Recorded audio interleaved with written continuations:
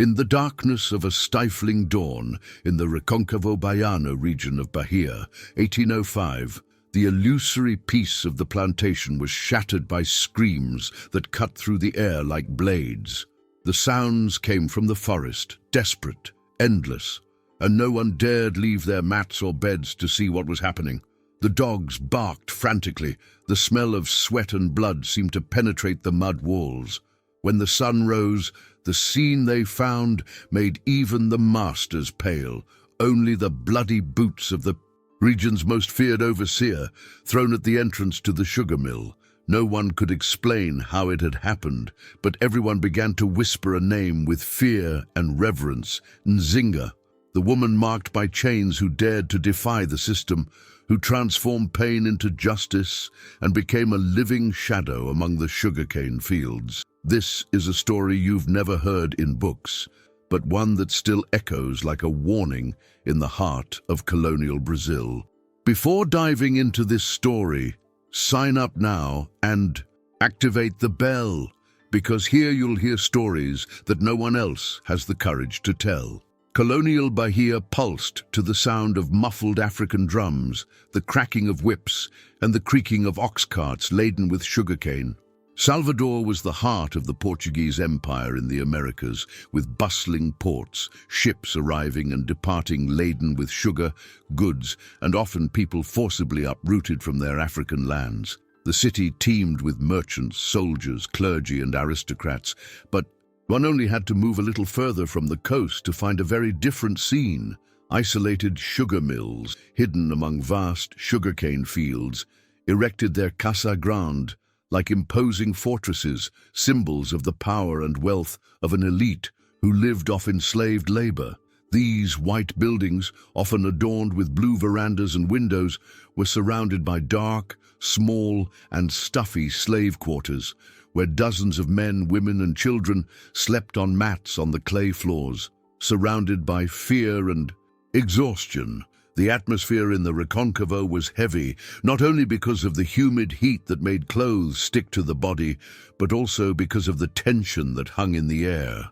The constant sound of the sea mingled with the noise of the mills, the grinding wheels, and the shouts of command. The smell of burning sugarcane permeated everything, a reminder that each sack of sugar was priced in blood and sweat. This was a world divided into rigid layers, where masters lived like European nobles, and slaves were treated as commodities. But behind the smiles of the dances and masses, a silent revolt grew. It was in this environment that stories of resistance and revenge were born, passed from mouth to mouth as warnings and hope.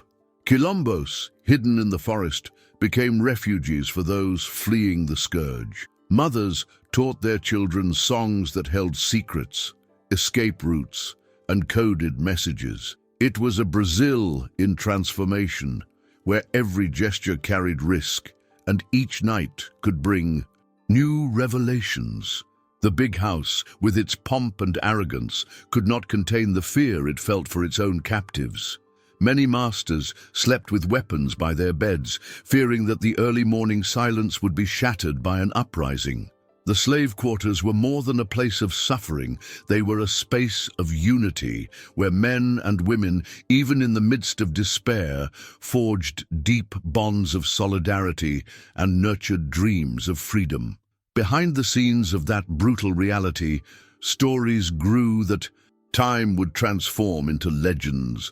The Recôncavo Baiano was not only the economic center of colonial Brazil, it was also a territory of resistance, where fear and courage walked side by side. And it was precisely in this setting, between the luxury of the Casa-Grande and the dust of the sugarcane fields, that an enslaved woman, marked by scars and pain, decided to change the fate of everyone around her with a single decision that would span generations. Write in the comments, justice, if this story has ever awakened in you the same uneasiness that haunted those sugar mills back then. Nzinga was 28 years old, but her face bore a maturity that surpassed any calendar. Every scar on her skin was a painful memory, the gash on her back from the overseer's whip, the burn on her shoulder from an iron pan, the ring-shaped mark on her ankle from the chain that kept her bound for weeks. But none of this diminished her presence. She walked with her head held high, a fixed, penetrating gaze that made even armed men hesitate. It was as if she were made of iron and fire at the same time. Her slender body hid a surprising strength, built from years of hard labor in the sugarcane fields, carrying bundles of cane under the scorching sun. Despite the marks, there was a quiet elegance about her, a posture of someone who refused to be completely broken. Her daughter, Amara, was the breath of hope that kept her soul alight. The girl was 9 years old and had inherited her mother's features, but with a sweetness that had not yet been crushed by the weight of slavery. For Nzinga, her daughter's every smile was a reminder of why she endured the pain. Since childhood, the girl had nightmares of screams and chains, but she found comfort in curling up in her mother's arms, who told her ancient stories of Angola, legends of warriors, of strong women who led villages, of gods who did not abandon their children. These stories were a form of resistance, a reminder that there was an identity and a strength that not even the masters could erase. The days were an exhausting repetition of work and humiliation, but Nzinga cultivated a silence that was in itself an act of rebellion. She spoke little, observed much, and learned from every detail of the plantation's routine. She knew where the keys were kept, the blind spots of the big house, and the times when the guards relaxed. Her every movement seemed ordinary, but behind every look lay a strategic mind. While many had lost all hope, Nzinga clung to an inner flame, a certainty that there was no eternal suffering. Her gaze conveyed this, and perhaps that was why even the most brutal overseers avoided confronting her directly. There was a mixture of courage and mystery about her that made her dangerous. She had already survived a hellish voyage in the hold of a slave ship, seeing her companions die of disease, hunger, and despair. She knew what it felt like to have her body treated like merchandise, but she never allowed her mind to be enslaved. This was her greatest weapon. As she worked, her mind traveled paths no one could see. She dreamed of freedom, but not vaguely or utopianly. She planned. Every injustice, every tear from her daughter, every sleepless night fueled a resolve that grew silently. The transformation taking place within her was not loud, but relentless. Despite her firm stance, Nzinga was deeply human. She carried guilt for failing to protect friends who were taken away, never to return. She felt a growing hatred that sometimes threatened to engulf her heart, but also an overwhelming tenderness when she held Amara in her arms. She was a reflection of thousands of black women who resisted in silence, with courage invisible to the eyes of official history. This duality, the fragile woman and the warrior ready to fight, was what made Nzinga fascinating. She didn't want to be a heroine, but destiny seemed to guide her towards something greater. In the slave quarters, the other slaves regarded her with respect. Some said she possessed a charm, a spiritual force that protected her. Others believed her ancestors spoke through her, and that she had a role to fulfill. These beliefs strengthened her image and created an aura of mystery around her. The overseer, Juan Rodriguez, known for his cruelty, seemed to harbor a special hatred for Nzinga. Perhaps it was because she never cried during punishment. She looked at him so coldly that she defied him without saying a single word. What few knew was that this gaze held a promise. Nzinga was on an internal journey, gathering knowledge, observations, and strength for an act that would change the history of that plantation. Her silence wasn't submission, it was strategy. Her posture wasn't just resistance, but a silent declaration that she hadn't given up. And when night fell, and Amara nestled in her arms, she whispered promises she didn't dare say aloud during the day. That plantation, with its white walls and rusty chains, was still unaware that a storm was brewing right before her eyes. With each passing day, Nzinga approached the limit between enduring and fighting back, between surviving and changing her fate forever.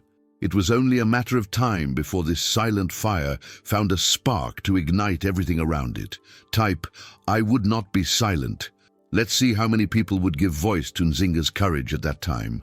On that same plantation, there was a man whom even the owners of the neighboring plantations avoided looking at, João Rodrigues. A Portuguese man with a thick accent, his presence was a shadow that loomed over everyone, a constant reminder that violence could strike at any moment. He was tall, with broad shoulders and arms strong from hard work, which he made a point of demonstrating when punishing someone. His sunburned face bore a permanent expression of contempt, and his narrow eyes observed everything as if every gesture of the captives were a potential threat. Rodrigues didn't just maintain order, he made a spectacle of oppression. He had a habit of walking slowly between the rows of slaves, dragging a thick chain along the ground that clinked with each step, a sound that made hearts race. No one dared to raise their head as he passed. Even the strongest men, accustomed to the weight of the hoe, trembled at the metallic sound that announced his arrival. Rodrigues was known for punishing for no apparent reason, and he seemed to enjoy creating new rules to test his captives' limits. A lingering look, a weary gesture, an untimely response, anything could be interpreted as insolence. "Looking too much is disrespectful," he would say with a cold smile before delivering the first blow. He preferred public punishments. He ordered the entire slave quarters to be brought in to watch, believing that fear was the best tool to keep everyone under control. He made a point of beginning each session with short, cruel speeches, as if teaching a lesson. "Learn from him," he would say, pointing to the victim. "That way you won't end up like him." The chain he used as a whip was his symbol of power. Heavy, rusty, it cut into the skin and left marks that never fully healed. With it, Rodrigues built a reputation that reached beyond the plantation walls. Slaves from neighboring plantations knew his name and spoke of it with awe. The masters tolerated his brutality because he kept production high, but there was a quiet discomfort even among the whites. Some guests avoided staying long at the farm, bothered by the heavy air that permeated the place whenever Rodrigues was around. He seemed to know no bounds. Once, he punished a teenager to the point of fainting simply because the day's harvest had yielded less than expected. On another occasion, he tied a woman to a tree trunk for hours under the blazing sun, simply because she dropped a tray of food. His actions were not motivated solely by discipline. There was pure cruelty in every gesture, a clear pleasure in seeing tears flow. The slave quarters lived under the sound of iron. Chains, screams, and the echo of whips were part of the routine. Rodrigues had turned fear into routine, a fear that shaped even the captives' posture, always with their eyes lowered and their shoulders hunched. Yet behind the apparent submission, a contained hatred grew. The marks he left were not merely physical, they were wounds that inflamed the soul, generating a silent revolt. And this revolt had names and faces etched in the memories of those who lost children, wives and siblings at the hands of that man. At night, while the big house slept peacefully, the overseer prowled the plantation with a lamp in one hand and a chain in the other. The dogs barked as he passed, but even the animals seemed to fear him. Some captives swore he took pleasure in storming the slave quarters unexpectedly, only to wake everyone with shouts and threats. "Those who don't work properly don't deserve to sleep," he repeated, chuckling softly as he kicked at the mats. It was impossible to rest fully, knowing he was nearby. João Rodrigues didn't need to raise his voice to terrify. His mere presence was enough. This suffocating environment created an atmosphere of fear, but it also planted seeds of courage in hearts that had nothing left to lose. For many, Rodrigues was the embodiment of the injustice that turned men into shadows and women into survivors scarred by pain. Each night, the tension grew, as if everyone sensed something was about to happen, something that would change the brutal hierarchy of that land. His authority seemed unshakable, But stories like these show that even the most feared men carry blind spots, and in that plantation, a silent decision was already being made. If this scene made you feel the tension in the air and Rodriguez's cruelty as if you were there, leave a like now. That way, you show that strong stories like this need to be told without fear. Wednesday dawned stiflingly, with a heat that seemed to weigh down everyone on the mill's shoulders. The smell of fermenting sugarcane mingled with the smoke from the furnaces, creating a dense air that burned the throat. Nzinga walked in silence, balancing the bucket of leftover food for the pigs. It was a journey she made every day, one of those few moments when she could breathe without the watchful eyes of the overseers. But that morning, as she approached the barn, a shiver ran down her spine. There was a strange sound coming from within, a muffled creak, quick footsteps, a harsh murmur. Instinctively, she stopped and backed away, hiding behind a nearby pile of firewood. Her heart raced, pounding in her chest, as if sensing something her mind didn't yet have the courage to admit. It was then that he saw the barn door open. Amara came running out, her small hands trying to wipe her tear-stained face. The girl stumbled in her haste, stood up shakily and kept running, unaware of her mother watching her hidden. Nzinga felt the world spin. The air seemed to have vanished. In a split second, her breathing became heavy and the bucket she was carrying slipped from her hands, falling soundlessly to the dry ground. Her eyes followed her daughter until she disappeared behind the slave quarters. A lump formed in her throat, but she didn't have time to react before a shadow moved inside the barn. João Rodrigues left calmly, straightening his clothes with a coldness that made Nzinga's blood run cold. The subtle smile at the corner of his mouth was more frightening than any scream. He looked around unhurriedly, as if he knew no one would dare challenge him. The sunlight revealed beads of sweat running down his face and arms, but there was no trace of regret in him. He simply snapped his fingers, as he had a habit of doing when satisfied with something, and walked toward the big house with firm steps, oblivious to the burning eyes watching him from the shadows. Nzinga stood frozen, her hands trembling as she clutched her soiled skirt. The heat that had once stifled her now seemed distant. A coldness coursed through her body, but was soon replaced by a wave of heat that burned from within. It was anger, hatred, pain, all mixed together in a whirlwind that made her body shiver. She closed her eyes for a moment, trying to control the tears that threatened to escape, but when she opened them again, there was something different in her gaze. The woman who had hidden in fear was no more. Here was someone new being born, a version of herself shaped by trauma but strengthened by the desire for justice. She took a deep breath, inhaling the scent of the barn, which now seemed permeated with shame and violence. Every detail was etched in her memory: the creaking of the door, the dust suspended by the light that filtered through the cracks, the distant sound of chains clanging in the courtyard. Everything became razor-sharp memories. Nzinga's heart, which had previously pounded in terror, now pulsed with a strange calm. It was as if a decision had been made within her, without words. The pain did not erase her lucidity. On the contrary, it gave her a cold clarity. She knew this man would not stop. She knew her daughter would never be safe as long as he lived. From that moment on, her every gesture would be different. Her tired body, accustomed to the weight of work and humiliation, now seemed to carry a strength that came not just from muscles, but from something ancestral. In her silence, Nzinga began to hear ancient voices, stories told in her childhood village, songs that spoke of warriors and spirits guiding strong women. The hatred she felt was not despair, it was fuel for an inevitable transformation. She walked slowly to the fallen bucket, calmly picked it up, and finished feeding the pigs as if nothing had happened. Her face, however, was rigid, expressionless. Anyone watching her at that moment wouldn't have realized a storm was brewing inside. Nzinga had learned throughout her life that those who shout too much die early. Those who survive are those who know how to bide their time, and she would wait.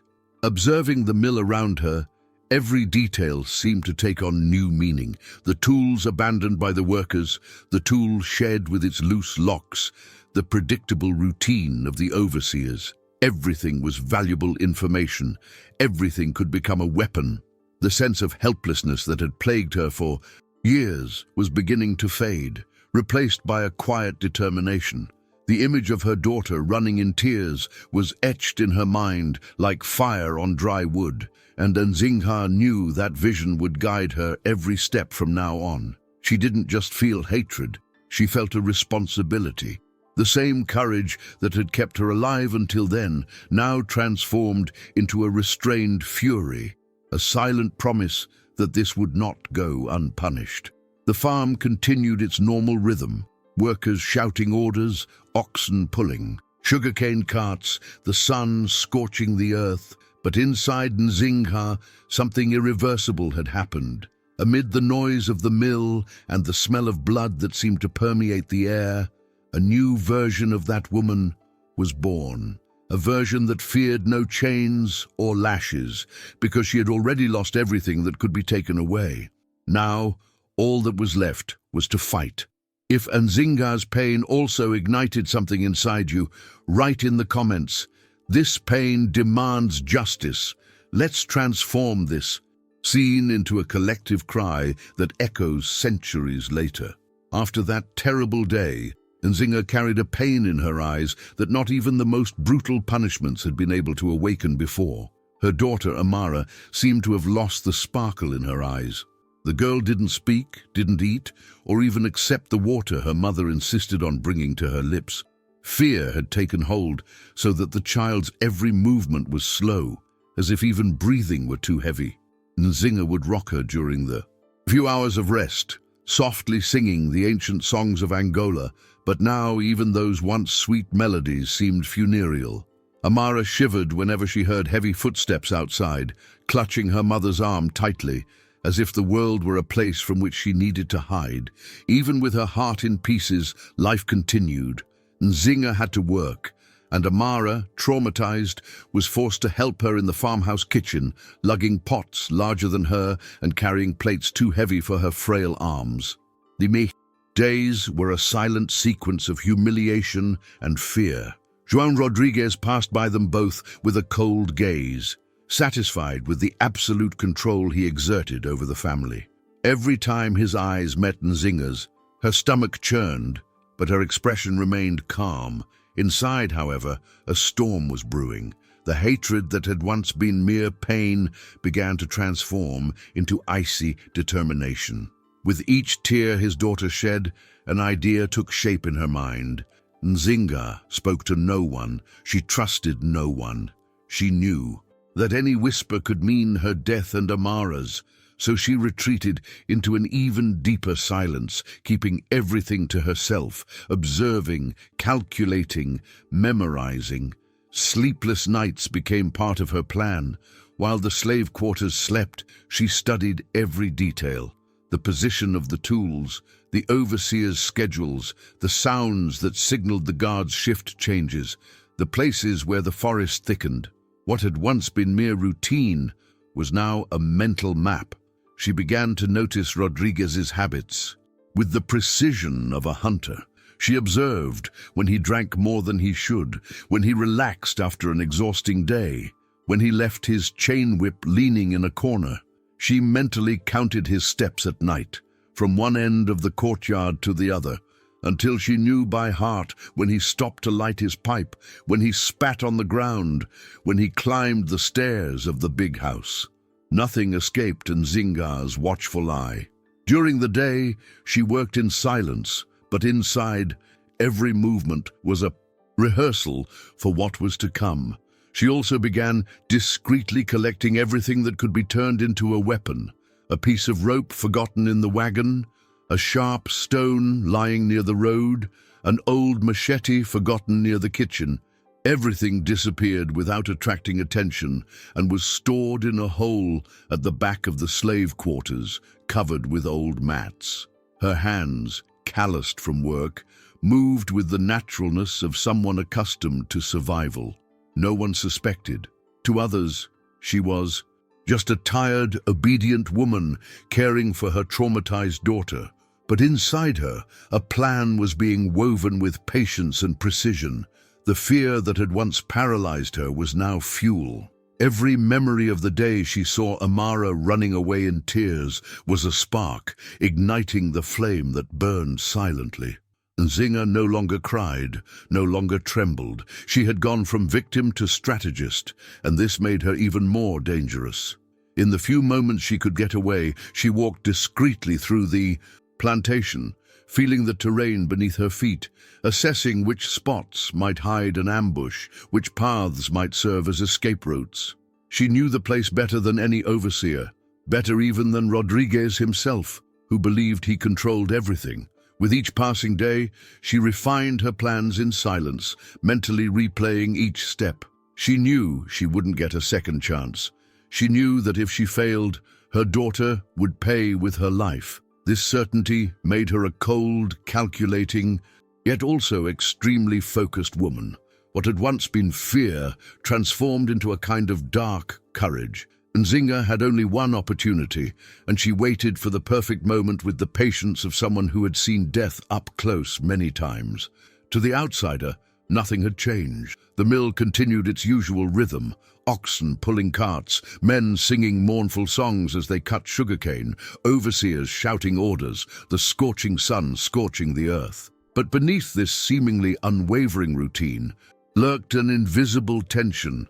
Nzinga, with her serene expression, had become a moving shadow, a woman with a secret no one knew. Her daughter remained silent, clinging to her mother's arm whenever possible, unaware that this stillness concealed a promise. No one would ever lay a hand on her again. It was a slow, almost imperceptible, yet relentless transformation. The slave quarters didn't know, the big house had no idea, but João Rodriguez's fate was already sealed, and his every step across the courtyard, every scornful laugh, every look of superiority only brought him closer to the end Nzinga had single-handedly planned. The overseer who terrified everyone would soon know the terror of being hunted. If this loneliness transformed into courage touched you, write in the comments, silent strength. Let's see how many people can feel the weight of Nzinga's decision. The night seemed darker than ever, as if even the moon had decided to hide from witnessing what was about to happen. The wind blew slowly, carrying the sweet, heavy scent of sugarcane and the distant sound of cicadas. Nzinga stood, her body tense and her hands steady, feeling the sweat trickle down the back of her neck and her heart pounding like a drum inside her chest. She had spent the entire afternoon in silence, feigning calm, while preparing everything with the precision of someone who knew she wouldn't get a second chance. The grass mixed with Rodriguez's drink was taking effect. He staggered, laughing, to himself on the veranda, oblivious to the cold gaze watching him from the shadows. To others, it was just another ordinary night at the mill, but for Nzingha, this would be the final chapter of years of fear and humiliation. She waited until he stood to leave, staggering down the stairs before emerging like a shadow, gliding across the silent courtyard. Her every step was careful, her senses heightened. The world seemed in slow motion. Rodriguez barely had time to react. The weight of the drink and the herb left him weak, powerless to fight. Within minutes, he was bound and unconscious, his body thrown like a burden onto a piece of old canvas. The strength Nzinga displayed came not from tired muscles, but from something much greater, a silent fury pent up for years, a scream trapped in the hearts of all the women and children who had suffered under that man's rule. The path to the forest was long and tense. Every rustle of leaves, every snap of a twig seemed too loud, but nothing stopped Nzinga. Her eyes were fixed, her face still, her breathing steady. When they reached a secluded spot where not even the barking of the farm dogs could be heard, she stopped. The moon timidly appeared between the clouds, illuminating the trunk of a large tree where Rodriguez would be tied. The overseer, still drowsy, opened his eyes in confusion as he felt the ropes tightening around his wrists and ankles. He tried to speak, but his mouth was dry. and Nzinga's gaze silenced. Him. For the first time, he experienced the fear he had so cultivated in others. Nzinga took a deep breath and knelt before him, holding the rusty saw she used to cut logs. The blade reflected the faint glow of the moon, and the sound of the metal scraping against her hands seemed to announce the inevitable. "You will never touch her again, or anyone else," she murmured in a low but firm voice. The clarity in her tone made Rodriguez shiver. Bound with thick ropes, he writhed, but there was no escape. The terror in his eyes was a scene that would be etched in Nzinga's memory forever, but it didn't make her hesitate. As the first cut tore through the flesh, Rodriguez let out a scream that shattered the silence of the forest. It was so piercing it seemed to pierce the entire night, waking the birds sleeping in the branches. With each movement of the saw, her body trembled, but Nzinga did not stop. Her eyes were fixed, and her expression was not one of anger, but of calculated coldness. Like someone serving an inevitable sentence, blood dripped onto the dirt floor, forming a dark pool that gleamed in the silvery light. Nzinga's hands were steady, even with the weight of the tool and the stifling heat that made her sweat. Rodriguez screamed, begged, cursed, but nothing he said could shake the woman who now seemed a force of nature itself. The sounds of bones being sawed mingled with his wails, creating a scene the forest would remember forever. It was as if the environment itself was complicit. The wind had stopped, the animals fell silent, and only their desperate screams echoed through the darkness. Nzinga felt her arms ache, but she didn't stop. With every movement, she remembered Amara's face, her tearful eyes, her suppressed sobs, her small body trembling with fear. This gave her the strength to continue. When he finally finished, the overseer was pale and shocked, his body covered in sweat and tears. He gasped, unable to scream any longer. His legs, now missing, were a symbol of the power he had lost forever. Nzinga stood, wiped her hands on her dirty skirt, and stared at him for a long moment. "You will never again be anyone's terror," she said, with a calmness that chilled his blood even further. The forest, once a silent witness to his crimes, was now the stage for his downfall. She didn't cry, didn't smile. She just took a deep breath, feeling the cold dawn air hit her face. Her eyes held no hatred, they held justice. For Nzinga, that moment wasn't blind revenge, but the end of a cycle. The overseer, who had so often laughed at the screams of others, was now just a defeated man, abandoned to his fate. She knew he probably wouldn't survive, but she also knew she didn't need to guarantee it. Fear and pain would be his companions until his last breath. As she packed her things to leave, the sun was beginning to show signs of nearing sunrise. The light breeze carried the scent of blood and wet earth. Nzinga looked around one last time, as if etching the scene into her memory. Her steps were firm as she left Rodriguez there, alone, vulnerable, for the day to find him in the same position. That night, she not only delivered justice, she rewrote the history of the slave quarters. And, although no one knew it yet, the terror that gripped the plantation was over, but her way was not yet. Comment on justice if this scene made you feel every second. Miraculously, Rodriguez survived the mutilation, but was never seen again. Some said that, weakened and feverish, he died of infection alone in the forest, devoured by animals. Others believed that men from the slave quarters themselves found him and buried him alive, so that he would feel, until his last breath, the weight of his crimes. But no one ever found his body. The overseer, who once dominated the plantation with a simple glance, was now nothing more than a macabre legend, a ghost that haunted the thoughts of the masters. The big house, once a stage for parties and laughter, became silent.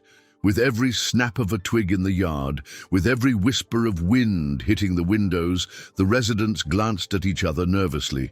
It was as if the walls, permeated by years of suffering, now instilled fear in the oppressors. Meanwhile, Nzinga fled, with Amara in her arms, her heart pounded with every step. Her tired body bore the weight of days without sleep, but her feet knew the path through the forest. She followed trails worn by generations of fugitives, subtle marks on trees and rocks that only attentive eyes could see. The moon illuminated her path through the leaves, and the sound of insects and nocturnal animals was like a protective melody. She knew slave hunters would soon be sent after them, but she also knew she had to rely on her own cunning. Rodriguez's blood had left a trail of panic on the plantation, enough to delay any pursuit. The journey was perilous. Amara, frightened, clung to her mother's neck, trembling at every sound. Nzinga whispered words in her native tongue, ancient chants of courage and strength, trying to calm the girl and, at the same time, herself. The forest seemed to welcome them, as if each tree were a silent guardian of their escape. There was a sense of urgency, mixed with a strange peace. For the first time, Nzinga breathed without feeling Rodriguez's cruel gaze upon her. Each step was a reminder that there was no turning back. After hours of walking under the cover of darkness, the sun began to rise, tinting the sky orange. The first signs of quilombo do oitizero appeared when she heard a rhythmic tapping on a tree trunk, a sound used to alert residents of someone's arrival. Two men appeared between the trees, their gazes firm but not hostile. Their gazes softened when they saw the condition of the woman and the girl. Nzinga, exhausted, fell to her knees, but did not cry. There was a quiet dignity in her posture, that of someone carrying much more than her own weary body. She carried a story that would become a symbol of resistance. At the quilombo, she was received with respect. Women rushed to offer her food and water, while men helped build a small makeshift hut for her and her daughter. The quilombo leader, a man with a deep gaze and a deep voice, listened attentively to every word Nzinga managed to utter. She didn't boast about her deed. She simply recounted the facts. But the weight of what she said transformed every silence into reverence. To those who lived there, Nzinga was not just a fugitive. She had faced terror head-on and prevailed. She had become a symbol, a living legend. The news spread quickly through the nearby forests and plantations. Slaves who managed to escape to Oitizero heard her spoken of in whispers, as if she were an entity. The woman who brought justice, they said.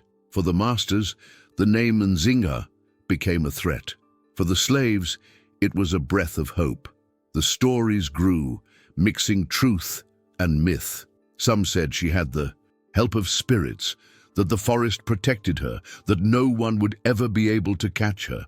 Others claimed she prowled the plantations on nights with a full moon, freeing children and taking them to the quilombo. The master's fear and the slave's admiration created an almost supernatural aura around her. In the big house, even after increased security, the whites slept poorly, fearing that the woman who defied Rodriguez was nearby, watching. The plantation was never the same again. The Bahia overseer's absence transformed the atmosphere. His cruel laughter echoed through the courtyards, nor the sound of the dragging chains that announced punishments. But the silence that fell was not one of peace. It was a heavy silence, charged with fear. For Nzinga, however, there was no time to look back. In the quilombo, she began to regain her strength and care for her daughter, who still trembled at the slightest loud sound. The hatred that had once driven her gave way to a new energy, a mixture of peace and vigilance. She knew her name was now marked, that hunters would try to find her, but she also knew she had sent a message that would echo for generations. No one was untouchable.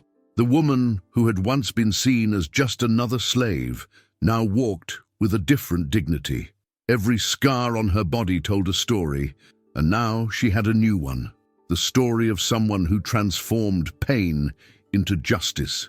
And so, amid the shadows of the forest and the murmurs of the slave quarters, a legend was born. Nzinga was not just a woman. She had become a living symbol of courage, a reminder that even in the most oppressive environment, there were those who dared to face the impossible. And the echo of her story would continue to grow, fueling the fear of the oppressors and the hope of the oppressed. I want to see who really felt this story firsthand. Comment below.